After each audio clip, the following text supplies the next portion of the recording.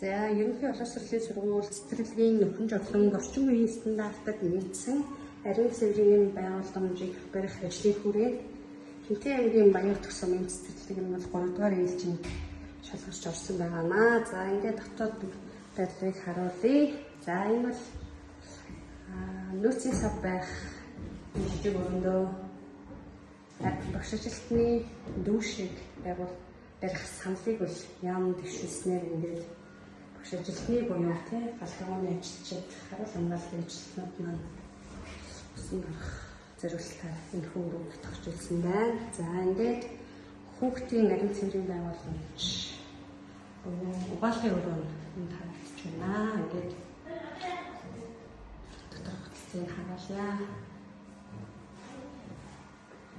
За ингээд 4 хүүхдийн угаалт хүртэл стандартад нийцсэн.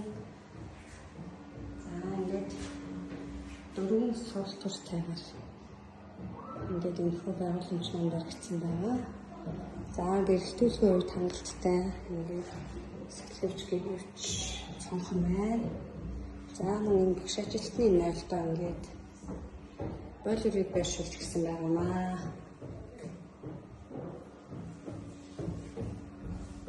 За ингээд тус-тусдаа ингээд хаалт тусгаарсан хаалттай.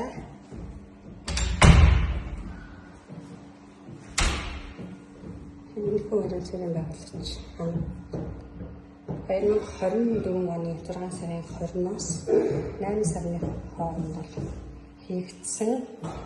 За ингээд улсын комиссарт шаардлага засвар үйлчлэгийг бол хийгдсэн. Баярлалаа.